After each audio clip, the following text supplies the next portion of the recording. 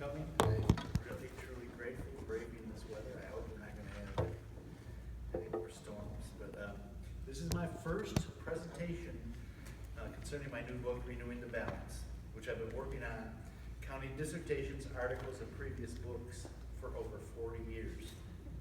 It's a companion to my other recent release, Confessions of a Basketball Junkie, which traces my journey to the ideas and the beliefs that I'm sharing with you tonight. To avoid meandering, which, as most of you already know, I have a penchant to do, I will try to stick to my written script. We live in a polarized world. We suffer collectively from political and religious intolerance, dysfunctional environmental relations, and epidemic consumerism. The signs are everywhere. We are out of balance with the forces that sustain human and ecological reciprocity. This imbalance is manifest physically as well as spiritually. If reports are right, epidemics of cancer and heart attacks are natural reactions to putting toxins in our environment and too much stress, meat eating, and steel and concrete, and to a lack of meditation, exercise, and trees and fields. Those of us dependent on gross national products tend to confuse who we are with what we do to make a living, and in the process, disidentify ourselves from our bodies as well as nature, forgetting to breathe mindfully deep, to respect the intrinsic value of flora and fauna, and to enjoy food in terms of quality rather than quantity. To make matters worse, our society caters to addictions, as is testified by the daily bombardment of advertisements, a product of the most potent psychological warfare system ever created. Hence, we buy and consume more than we need, and consciously or unconsciously suffer from plant and animal extinction, oil spills and nuclear accidents, and the disempowering sense of what to do about it. Many of us are out of balance with the world inside and around us. However, nature seeks balance. Despite epochs of religious dogma and centuries of industrial progress that indicate otherwise, we are part of nature. Because our well-being depends on the ecosystems we are destroying, for our sake and that of other species, we need to revise how we relate to nature. A search for balance has been part of my personal and academic life for over 4 decades, in which time I have formulated a theory based on 3 sequential paradigms that are regarding the evolution of human consciousness and culture. As I discuss in my 1994 book, The Balance of Nature's Polarities and New Paradigm Theory, scholars such as Ralph Waldo Emerson, Friedrich Nietzsche, Carl Jung, Charlene Spretnak, Rianne Eisler, Joseph Campbell, Erich Neumann, Sam King, Fritjof Capra, and Alan Watts, all heroes of mine, describe 3 paradigms that I call Earth Wisdom, the West's Reason as Virtue paradigm, and Ecocentrism. Though ambitious, my theory is straightforward. I believe that the balance of nature's polarities, as expressed in Earth Wisdom traditions, such as those in ancient China, India, Greece, and Native America, has been forfeited in favor of the West's logocentric value system propagated by Greek philosophy, Abrahamic theology, and scientism. I also believe that we are experiencing a renewal of balance that is witnessed by human rights, feminism, environmentalism, religious ecumenism, messages in rock music and dissenting voice films, and theories in physics, biology, and psychology. Come on. Yeah. If I am right, the feminine ecological impulse of Earth Wisdom is being reintegrated into the West's patriarchal, progress-oriented worldview. Welcome.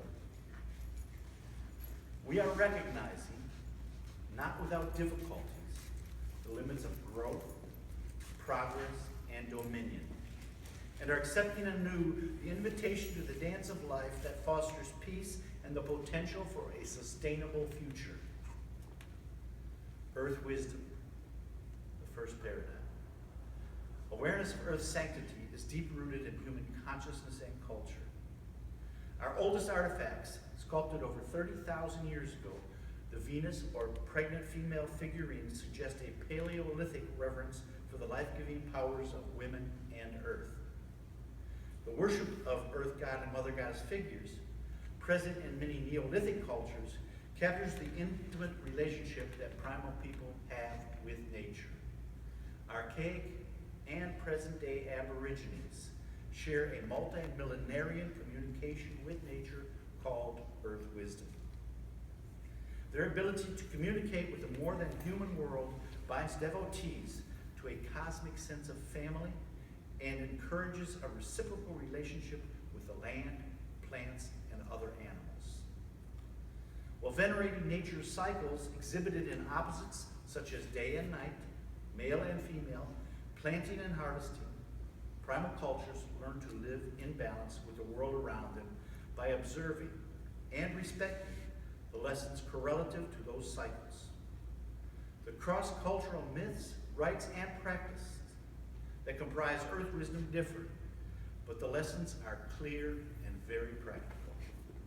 We belong to the Earth's body. Our species is merely a strand in life's web, and what we do to the environment, we do to ourselves. Experience of life's connectedness grounds those lessons, free from distinctions such as matter and spirit, natural and supernatural, and animate and inanimate. Earth wisdom calls participants to celebrate being and revere balance. The language of Earth wisdom emphasizes symmetry, cycles, and sustainability. Subjects of the oldest known myths, the sacred marriage and creation stories of the world parents, Father Sky and Mother Earth endlessly interchange energies in cycles such as day and night, the seasons, creation, destruction, and renewal. Polar yet harmonious powers, they symbolize the balance that became the heart of China's Taoism, the oldest and clearest tradition in which light and dark, sky and earth, and male and female are equally valued. The symbiotic forces guided by the Tao, or nature's way. From the myths, oracles, and rituals to classical philosophy, Chinese culture imparted how the interplay of yin and yang generates nature's patterns and displays principles that, if allowed, guide human thought and action in naturally healthy ways. By balancing the yin or dark, receptive, earthly, feminine force with the light, aggressive, heavenly, masculine, yang principle, the follower finds the path of least resistance and seeks harmony in all relationships. This involves balancing qi, nature's vital energy that courses through wind currents, valleys, and bloodstreams. Without forcing anything, disciples of the Tao nourish peace, contentment, and health. Living a simple, connected life is intrinsic to traditional Chinese medicine, Tai Chi, Feng Shui, acupuncture, meditation, and many other Taoist practices. To live in balance with the Tao is imperative. For, as the Tao Te Ching states prophetically, written some 2,500 years ago, in harmony with the Tao, the sky is clear and spacious. The earth is firm and full. Creatures flourish together, content and endlessly renewing themselves. When man interferes with the Tao, the sky becomes filthy, the earth becomes depleted, the equilibrium crumbles, creatures become extinct. Native Americans also share earth wisdom. Their ability to communicate with animals, veneration of life cycles, and rituals that honor their connection to the land to which they belong exemplify the sense of sacred and the lessons regarding how to live in harmony with the environment. Though differences exist between nations, they share great spirit and Mother Earth archetypes that serve as guides to reciprocal ways of living and as templates of the unifying force from which all life springs, belongs, and returns. Native tribes revere and utilize the sacred power of plants, speak with animals, see them as spirit guides, name themselves after them, and make them foci of totems and rituals. Practices involving sacred places, drums and chants, rites of passage, and vision quests are all part of the perception of nature as teacher. The primary lessons center on ways to emulate nature's sacred patterns. As Black Elk professes, everything an Indian does is in circles. The hoop of nations, medicine wheels, teepees, circles, dances, and the renewal myths testify to the native sense of balance. The relationships between earth and sky gods in India and Greece also convey cultural expressions of nature's balance. The affiliations of both sets of God, India's Shiva and Vishnu, and Greece's Dionysus and Apollo, developed as a result of the mergers of distinct cultures. Originally solar deities of northern hunting societies, Vishnu and Apollo were modeled into city gods with the rise of urban culture and the secularization of earth wisdom, rites, and practices. As protectors of culture, Vishnu and Apollo promoted male-dominant hierarchies, served the aristocracy, and called believers to be noble citizens, behave morally, and abide by decrees. Shiva and Dionysus, conversely, were originally mother goddess consorts of Neolithic planting societies. Both served as ecstatic nature's gods by inhabiting the woods and mountains, liberating the unconscious, and sharing their divinity with worshipers. Though often depicted with feminine traits, these horned male fertility gods were admitted into the realm of sky god pantheons after occupying hunting societies vanquished nearly all signs of the mother goddess. Unlike the solemn rites, hymns, and propitiation rendered to Vishnu and Apollo, Shiva and Dionysus were worshipped in wild dances, fertility rites, and drama. As emissaries of the body, instincts, and nature, Shiva and Dionysus affirm our connection to sacred, euphoric, and spontaneous dimensions of being alive. Internal forces and social principles. The sky gods guard the distance between themselves and their followers, while the earth gods revel in uniting with their devotees. As forces that integrate reason and instinct, culture and nature, and control and spontaneity, the sky and earth gods signify full human worth and our planetary purpose. Expressed in a mosaic of languages, myths, and practices, earth wisdom comprises a compendium of lessons, the first and foremost being balance. The oldest known mythological beings, the world parents, Mother Earth and Father Sky, have always belonged together. So have the universal principles yin and yang. The balance they exhibit helps define earth wisdom. Native American Mother Goddess and Great Spirit archetypes serve as feminine and masculine sources of wisdom, balance, and ritual. Though Vishnu and Shiva, as well as Apollo and Dionysus, derive from separate social systems and are depicted with bodies, wills, and emotions that tend to make them more antagonistic, their respective unions confirm the universal expressions of nature's complementary opposites that center earth wisdom. Despite their distinctive forms, each expression symbolizes nature's balance and transcends categories of good and evil, sacred and profane, and spirit and nature. As I go grab some water.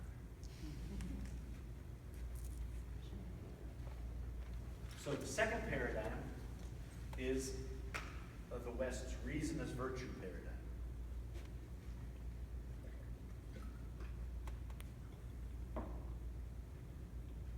By instituting categories of absolute good and evil, Western civilization, from Greek philosophy to Judeo-Christian theology to modern science, has forsaken the balance that distinguishes earth wisdom.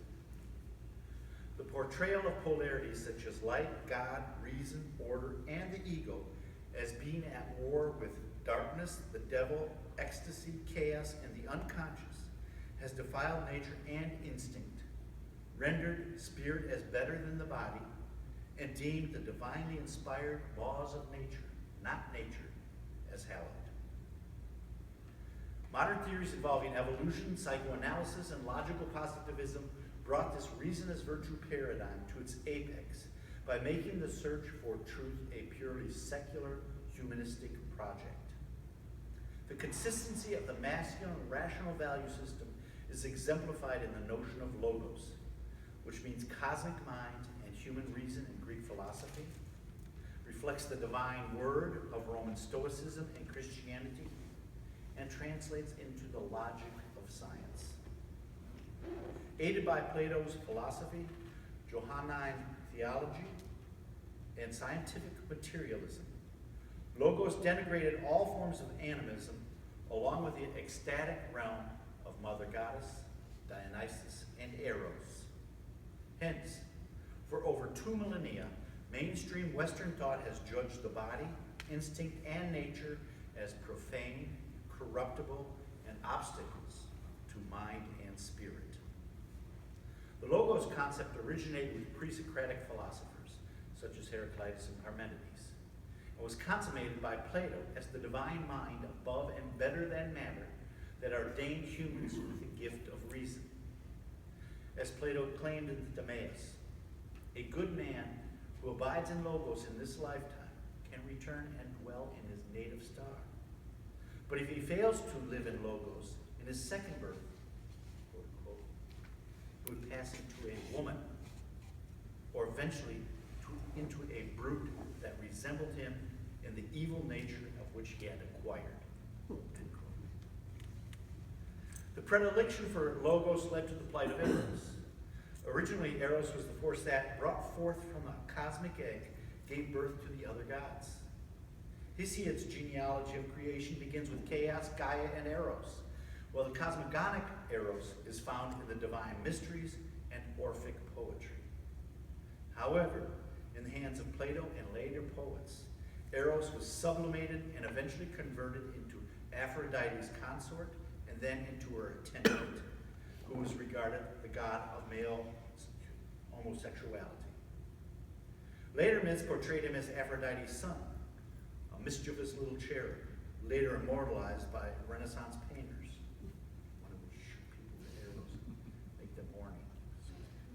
By the time of Ovid and Apuleius, Eros was transmuted into a human desire that is merely sexual or erotic. That transmutation signals a malign relationship with the natural world.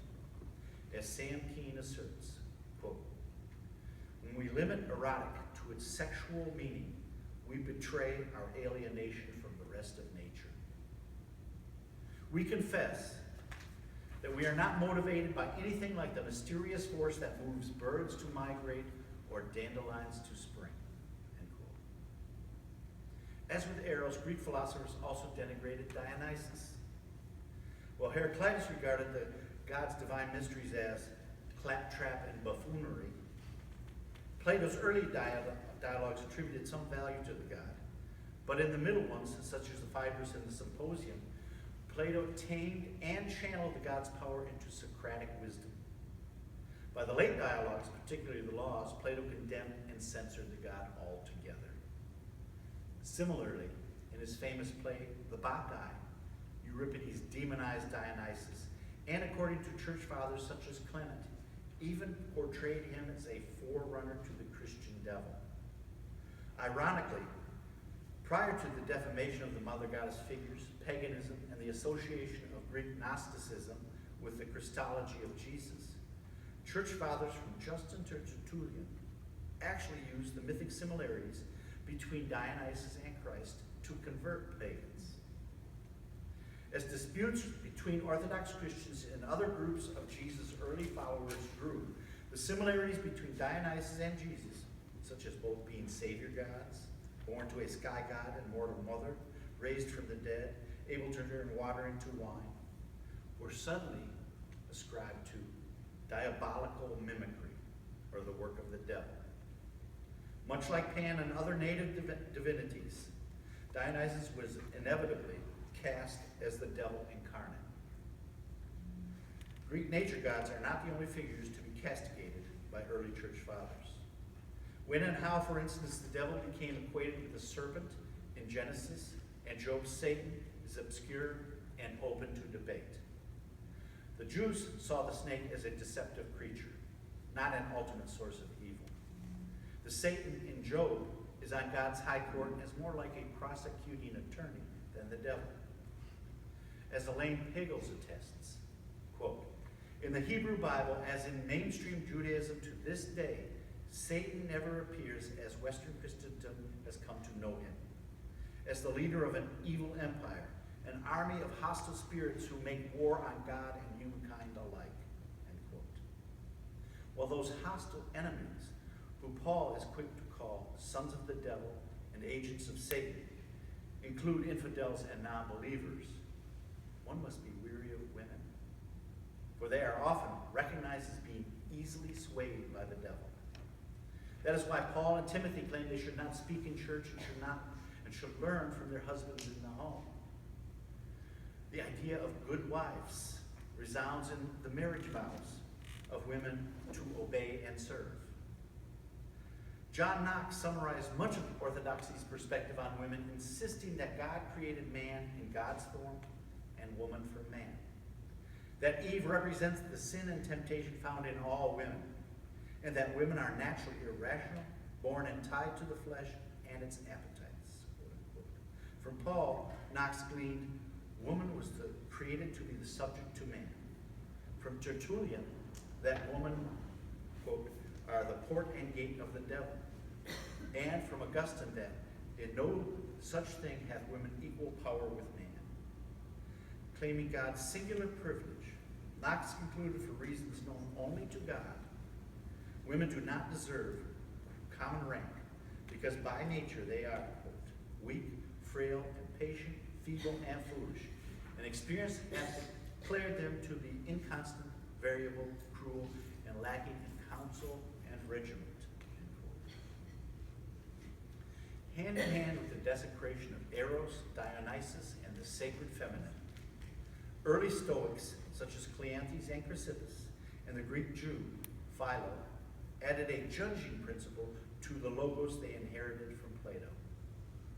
There's little doubt that Philo's logos impacted the author of the Gospel of John, wherein logos becomes not just God, the Bible, and Christ incarnate as one, but also acquires the powers of salvation and damnation. From Paul's epistles and revelation to the theology of Augustine and Aquinas, the power of the Word became the divinely inspired means to transcend the evils of the body, instinct, and the natural world, and to damn infidels as the evil them, and reward believers as the saved us. Though many Christians do not adhere to the notion of a wrathful God or an avenging warrior Christ, the theology has been used to sanction the subjugation of women, gays, pagans, and other infidels, as well as justify colonialism, the white man's burden, manifest destiny, the Inquisitions, and witch hunts. While modern science helped turn logos into logic, it still supported key values associated with the reason as virtue paradigm. Rather than following the dictates of the Bible, science relegated the pursuit of truth to facts, logic, and proof, and maintained that matter was cold, dead, and inert. The founder of the scientific method, Francis Bacon, considered it the duty of the science to, quote unquote, to penetrate into the inner and further recesses of nature and dissect her into her parts, end quote, that she might be brought into man's service. The Copernican revolution, Darwin's theory of evolution, and Freud's view of a psychic survival of the fittest defied our place above the rest of creation and ordained nature as foreign and hostile. The success of modernity, the marriage of secular humanism and scientism, precluded the spiritual realm from rational inquiry altogether. Still, the pursuit of fact and proof has remained astoundingly consistent with the traditional Western values. The good, or truth, is proven in the light of day and deposes the darkness of ignorance, the nonsensical and irrational, and all forms of animism. Armed with technological progress, scientific expertise has become sacramental in the contemporary world. Void of anything sacred, scientism has abolished magic and rapture, permitted fact to outweigh value and quantity to hide quality. The achievements of the West's reasonist virtue paradigm have been monumental. The Greek establishment of democracy, theater, and philosophy, the Abrahamic practices of justice, brotherhood, and social service, and the wonders of science and technology all testify to the West's role in actualizing human potential. That role, however, is at an impasse because the relentless search for the ideal good and the pursuit of unidirectional progress has subjugated the mysterious, ecstatic, spontaneous dimensions of being human. The reliance on aggression, competition, and progress has delivered vast achievements, but has also propagated colonial racism, capitalistic forms of oppression, and the industrial urge to conquer nature. In short, Greek philosophers, church fathers, and scientists have encouraged us for centuries to fortify the ego and superego, oppress the powers of the id and the unconscious, honor our spirit over our body, separate our mind from our heart, and divide human nature from nature at large. Another potential revolution. Ecocentrism.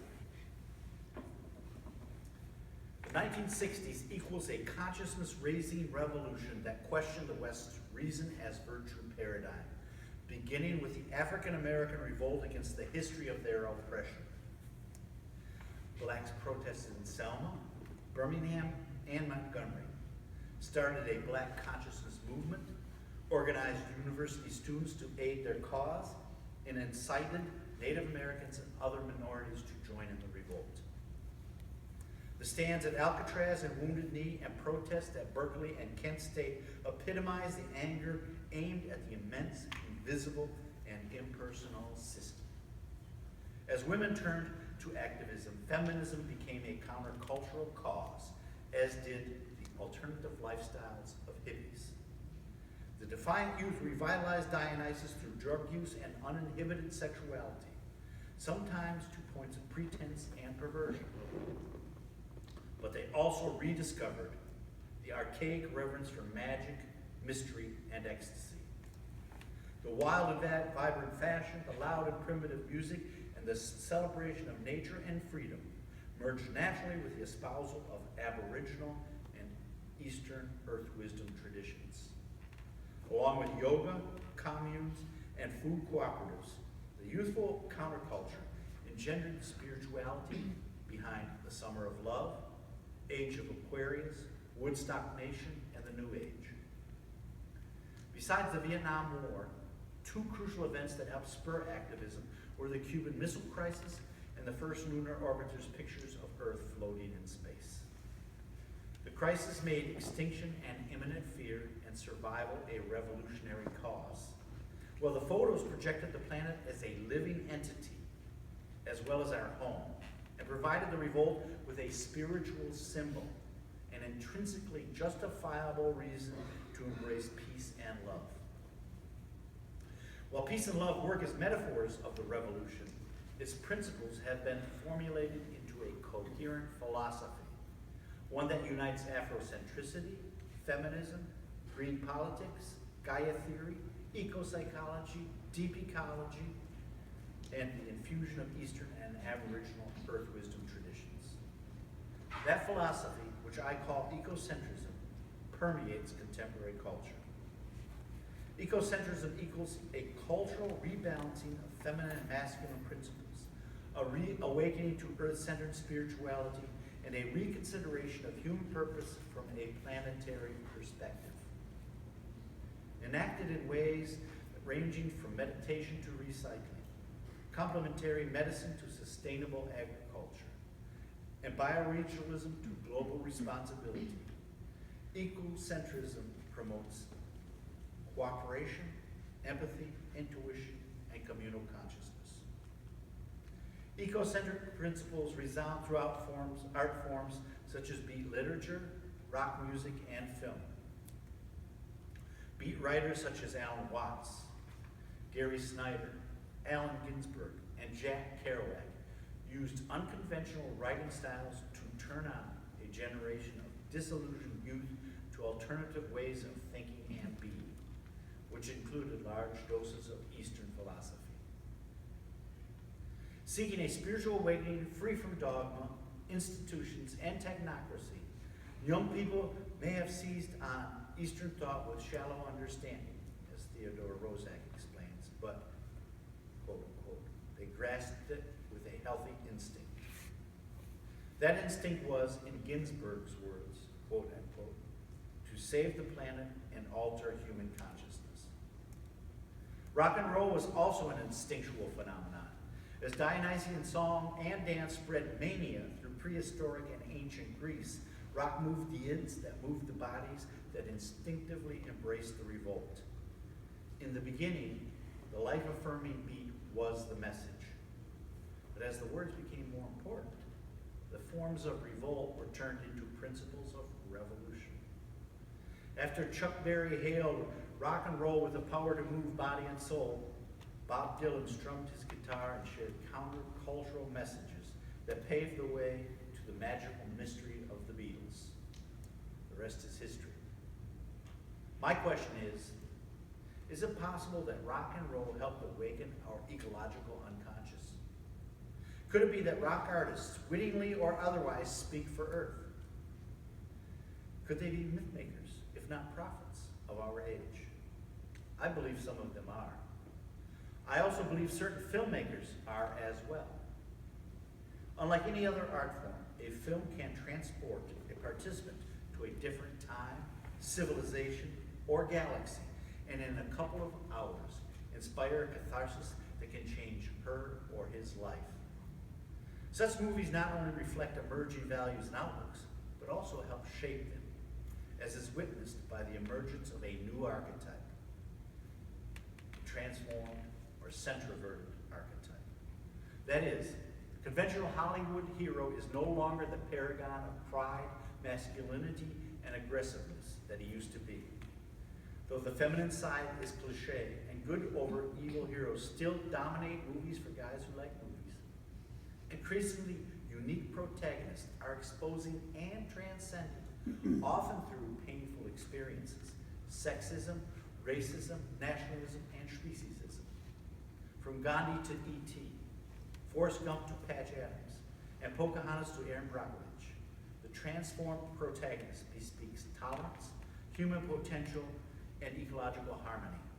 Oftentimes, the new hero seeks a victory over the ego instead of evil others, and promotes civil rights, feminism, and environmentalism over capitalism, militarism, and patriarchal hierarchies.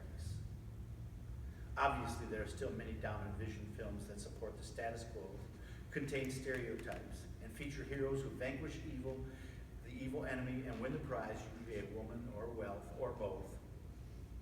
But for any avid film fan seeking deeper messages, there are a barrage of filmmakers that are offering. Along with the influx of dissenting voice movies, one need only walk through a major bookstore to see religion, New Age, and alternative beliefs sections near the Bibles and Christianity section. Of course, there are plenty of touchy-feely self-help books, tomes that deal with astrology, divination, and unexplained phenomena. But there are also a plethora of books dealing with authentic neo-pagan and Wiccan traditions, Eastern and Middle Eastern religions, and spiritual journeys that involve ecumenical perspectives. Many people are seeking to understand the diversity of religious experience in order to grow and to appreciate perspectives that spark tolerance, and eco-spirituality. This includes a variety of developments in Christianity.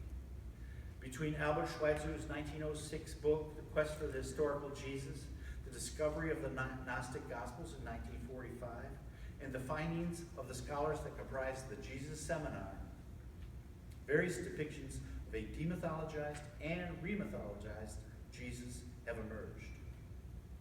One of many prominent movements, creation spirituality or eco-theology, focuses on Jesus' aphorisms and parables regarding the relationship of daily affairs and natural cycles involving planting, harvesting, fertile soil, figs, mustard seeds, baking bread, and the like, with moral behavior and entering the kingdom here and now. I cannot foresee what that revisioning will bring or imagine its impact, but I hope it emphasizes Jesus' teachings of love and forgiveness and releases the apocalyptic Christ.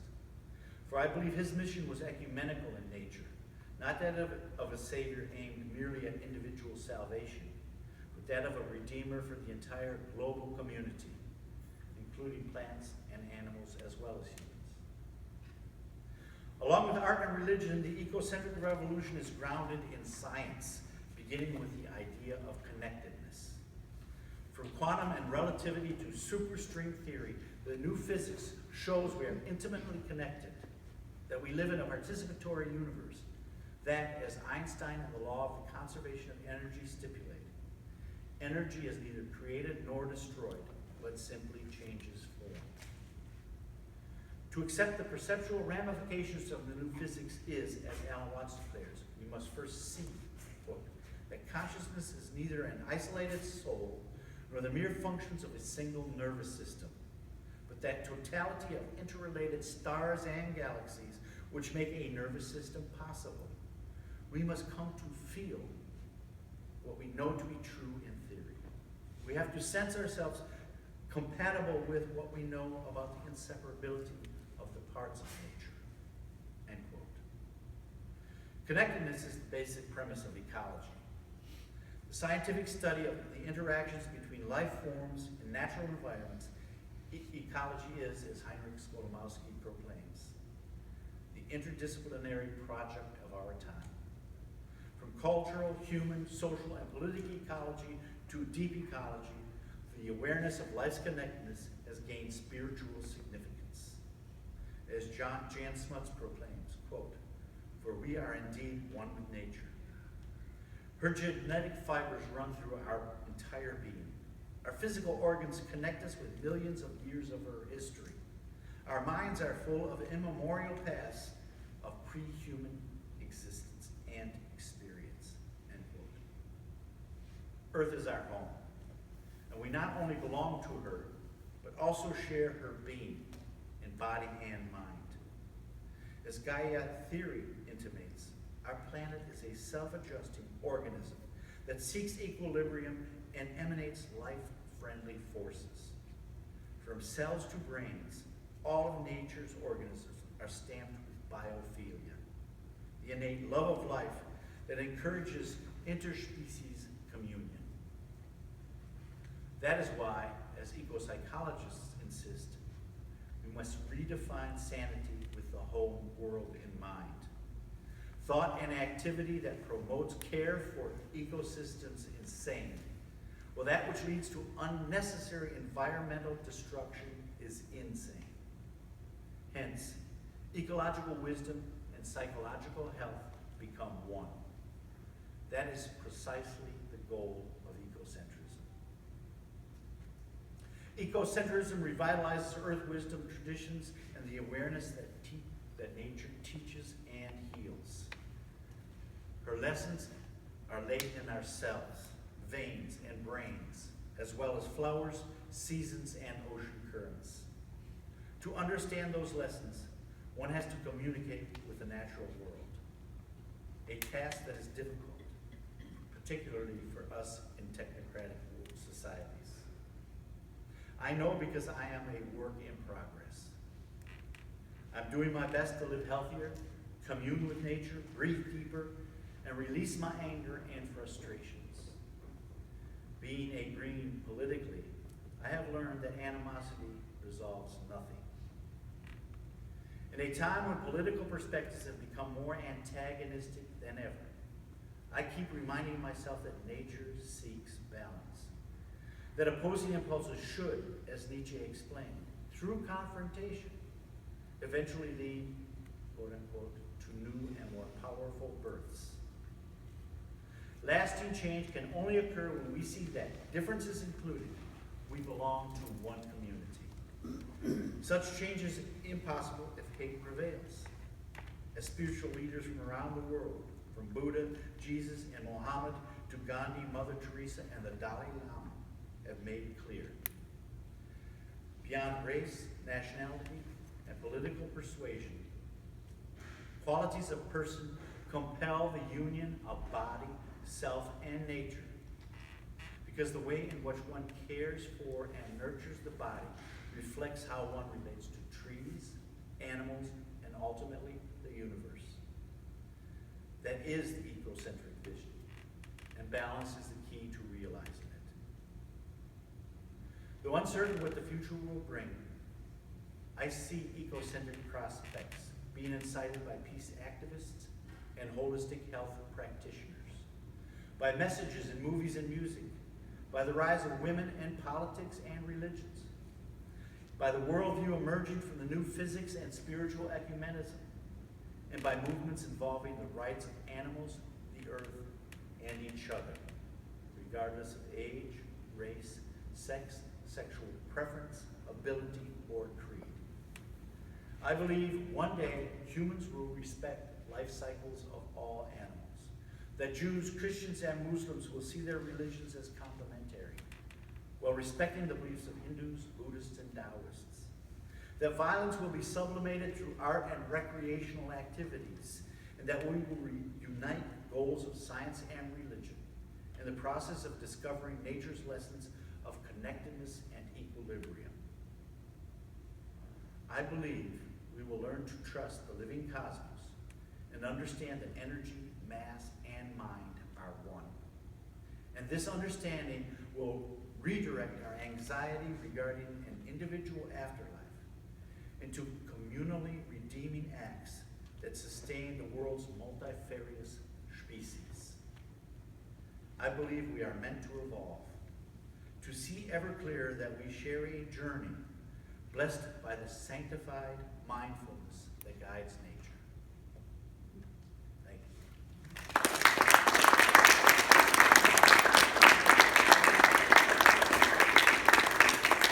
I would be more than happy if Laura doesn't mind to entertain some questions or debate, or if anybody wants to throw something at me, or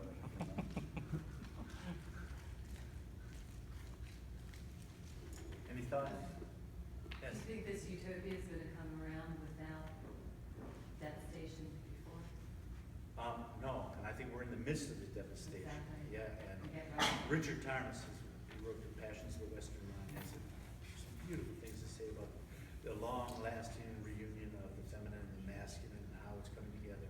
And we are in the midst of climactic stages because of the catastrophes, because of the animosity, because we are in the midst of a huge paradigm shift. I know this is really, I think it's going to go down in history as probably the most important time in history to be alive and to witness this. I believe it. And may the strongest survive. Yeah. Only the strongest survive, but it's going to be great. I still think, honestly, that we are trying to articulate the repercussions of the 1960s. That spirit is still very much alive and has not blossomed in its full power yet. That really, that peace and love. I honestly believe that there were times on our planet when humans did live in peace and harmony in certain places where, Neolithic cultures, Harappa, Mohenjo-Daro, where they had no fortifications. All their stones and metals were used for agriculture and ornamentation. Some of them may even been vegetarians. It's very possible. Have you seen that bumper sticker? The hippies were right. No, I haven't. Yeah, I was not a hippie. I was an athlete. That's why I wrote Professions in Basketball Drinking. But I've made up for lost time. I've got to put down a quiz, you know. Later, right? These aren't my words, but when this woman shared them with me, it really made a lot of sense. She said, to think about the sixties and everything that was going on, and that it was the first time that the youth started questioning the establishment and asking very intelligent There's questions. something happened here. And they got frightened. So they got frightened. So in a way, we could blame it all on the hippies. Because, yeah, they got frightened. And so then there was this just attack. And it hasn't stopped. This massive But attack it's on the consciousness. hippies, you gotta remember too, they were part of corporate America. They were the sons and daughters. They could afford transistor radios and listen to music and everything else. I think the real revolutionaries were African Americans, the Black Power. I mean, that Black consciousness movement, you know, ended apartheid. Stephen Biko was part of that whole thing. And I think that women have to be the strongest. And I honestly believe it's cultural evolution and maybe even biological evolution.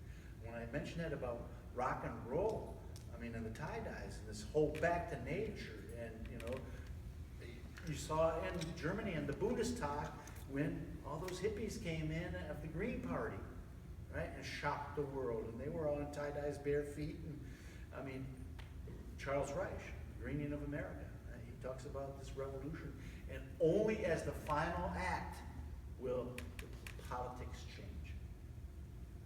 But it's going to take catastrophes, and perhaps, I mean, we are seeing something, and we probably, I'm afraid, will see more and worse environmental catastrophes.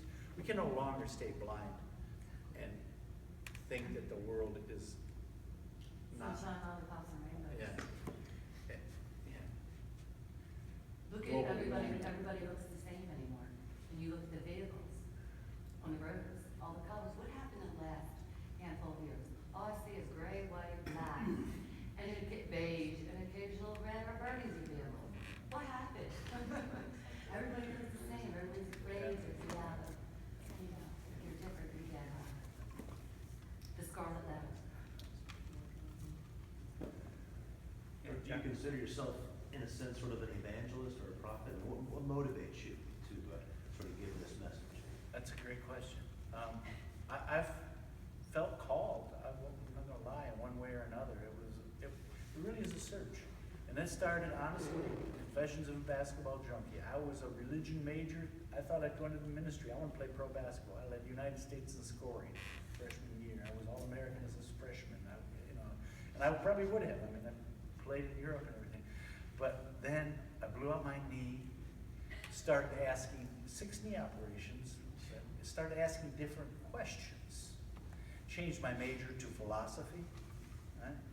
And then I've just been on a quest to find out what I considered to be true, and I've always held true to my belief in God, or you know, and whatever ultimate reality anybody wants to call it by different names. I'm very ecumenical. I see that people from all around the world worship the same kind of ultimate reality. May have different qualities and names and things, but I think, as Smith says, that that's the distilled wisdom of the human race. So, yeah, I wouldn't mind making some money either. I wrote the book, so you know. Yeah, but Speaking of money, yeah. with so much money in so few hands, living in a country that's more capitalism than democracy, how do you see this transition to an ecocentric paradigm of surviving? Let's see, that do we have another influence? 2 hours? No, that is the monster question, isn't it? I mean, you are not going to change people through legislation. It's gotta be something that touches people by heart, you know? And so, I really, if there is an answer, it's gonna be multifaceted. It's gonna come from people who care about people and animals and the ecosystems and recognize that this is our home. You know, it's It sounds simple, but, you know, it's not. Maybe it'll be the big one next. You probably have ideas yourself, don't you? Oh, yeah, I know you do. Yeah, brother. It just occurred to me when you were talking about your own history, that blowing up your knee was kind of like the whale that swallowed you. And it could be, the second thought is that the ecological disaster might be the whale that will swallow the rest of us. Yeah. And once we get swallowed by the whale, we'll find our way When out. it's in our backyard, no matter whose it is, then there will be action taken. You know, human beings are incredibly adaptable, but oftentimes it takes catastrophes. It takes our backs against the wall before we respond appropriately. Do everything else before we try what's right. Yeah, yeah. Seems to me we take a lot for granted until we wake up. And when we wake up, we can open up and learn so much. I was thinking today, you know, the young man has put together the LGBT parade here in Niceville. How remarkable that is that we Courageous, finally have. wonderful, yeah. And maybe an opportunity for some people to become a little bit more enlightened about our Yeah, common ground. I agree wholeheartedly. And move from fear to love and So, respect. Yeah. At least get some understanding. That can lead to them. Yeah, love, because you're compassion. afraid of what you don't understand. Right. And your, Denise, your comment about the sixties provoking fear and anxiety among the people that were reacting, it kind of correlates that. Sure does. Elvis Presley was burned in effigies, right? All of these things that was the work of the devil, and payola hearings, and, you know, work of communists infiltrating the United States. So, yeah, there was a lot. And the dance, for goodness sakes, people were shaking their pelvises. And it was communal oriented. It was no longer just the dance of holding each other. When we were in junior high, we had ecology clubs, and we were teaching people to recycle. And we just got our big buckets the other day, our big bins from waste management. The counties. It's taken a long time. Yeah. The kids are hope for the future too, and there's a lot of awareness. There's, you know, Avatar, Pocahontas, and all those Fern Gully movies, and they're recyclers. They learn all those, you know. Yeah, it's certainly not a done deal, and I'm not utopic by any means. You know, I am hopeful because, again, I think from the Big Bang on to this very moment, there are forces at work that lead to higher levels of organization, complexity, awareness, you know. Einstein was right all about that, but he was wrong. God does play with dice. Right? There is order and chaos. That's the yin and the yang. That's why Niels Bohr had the yin and yang symbol on his, you know, his coat of arms everywhere. Yes. I always encourage the young Dirk and say, you know, despite how everything looks, they're not responsible for it, and humanity is always spiraling upward. You know, back in the day, you could just point and say, she's a witch. And, yeah, so we're always going, just, yeah. You're right. Yes. It seems like you believe in like we're in an imbalance at the moment. It's tending to get worse before it gets better. Do you think, in your opinion, is there a point where that like triggered this? Is there like a starting Great point? question. But that's the whole yin and yang. That's the sway. There is a constant sway. And, you know, back to some of these points, I think we're in a big sway right now because it's all reactionary, right? You have one, whether it's political or religious, it sways in. And when you get, before you reach a bigger balance and some sense of symmetry, the pendulum swings even higher. Right? So, yeah, there's many things in history that have to sway, but it's part of the natural order of things too. I'm just curious if you, if you think something particular that, I don't know, set us in this direction and eventually set us back in the other direction, but. Yeah, I'm not sure which direction we're in. Yeah. You know what I mean? If we're I becoming mean, balanced or imbalanced. there's a lot of, it's going to do just what it's doing, and there's going to be impacts, and there's going to be resist movements, there's going to be, and hopefully, a time will come where it balances out a bit, and there's moderation and tolerance, come to the fore. But boy, that is really hard to tell, and again, it's the anxiety and the animosity that so many of us have right now, that we don't even have a real dialogue many times, right? Because we're so far apart, at least politically. And that is something that I hope in the near future, who knows how long, will change. But I certainly have no crystal ball on that. I mean, but you can look at anything, world wars, there's pendulums. And you talk about international affairs, and right here in the United States, so there's all sorts of different pendulums swinging at the same time. I was just curious, did you ever do any military service? No. Did work as a GS7 at a military base as a sports director. And I had my colonel's meeting every other week, so I instantly grew my hair long and grew a beard.